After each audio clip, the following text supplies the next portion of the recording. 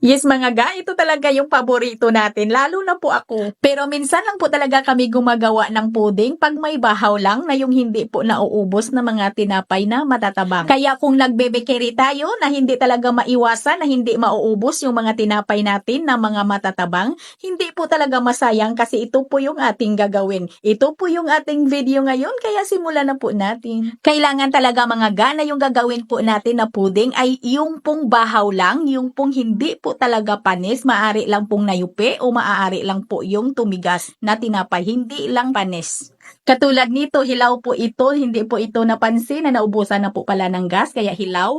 Kaya pwede po natin itong gawing pudding at yung mga bahaw po natin ng mga donut. At yung mga putol po namin ng mga biskotso. So mga ga, para may ideya lang kayo kung ilang kilo po yung gagawin ninyo na pudding na mga leftover po ninyo na mga tinapay. Itong akin ngayon ay 3 kilo at kalahati na puro lang po talaga mga matatabang na tinapay. At bago po natin ito ibabad sa tubig, ay himay-himayin lang muna natin ito ng pino. At dito maglagay lang po ako ng 11 cups na tubig at 2 lata na evaporated milk, 370 ml po yung isang lata nito. At para malambot lang po natin itong pinuhin ay ibabad muna natin ito ng mga 1 oras. At pagkalipas ng 1 oras ay pinuhin na po natin yung ating mga tinapay. Malambot na po ito. At bago yan, ilagay muna natin yung ating 3 cups ng ating sugar, 2 tablespoon ng ating vanilla extract, at 1 cup ng ating melted margarine. Para maging malilamnam talaga yung ating pudding ay maglagay tayo ng 1 cup na melted margarine. At mga ga, ay pinuhin lang po talaga natin ito bago po natin ilagay sa ating mga lyanera. At para maging pinong-pino po talaga ay nilagay ko po ito sa aking stand mixer.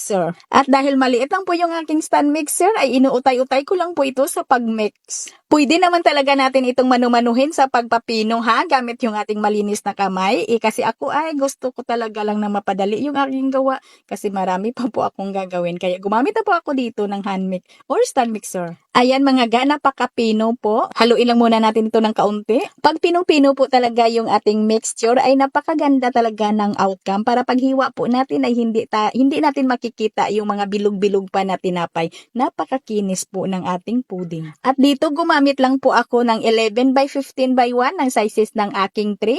At kailangan po ay banyahan lang po talaga natin yan ng shortening or di kaya yung margarine para hindi po talaga didikit yung ating pudding pag tayo po ay nag-unmold na dito. At pwede na po talaga natin itong lutuin agad. At medyo mahaba po yung ating baking time dito kasi medyo matagal po talaga itong maluto. At niluto ko po ito sa aking gas oven na may preheated 180 degrees Celsius, 1 oras at 20 minutos. Medyo matagal po talaga. At mga ga, bago po natin ito hiwain, ay kailangan po ay malamig na para hindi din masira. Ayan na mga ga, sana may ideya na kayo kung paano ba tayo magluto ng ating pudding. Kung halimbawa po kayo ay gagawa ng 1,750 grams ng inyong mga leftover na tinapay, ay hatiin nyo lang po yung mga ingredients na nilagay po natin. At yung tamis ng aking pudding dito ay tamang-tama lang po talaga mga ga. Kailangan po itansyahin lang po talaga natin yung ating asukal.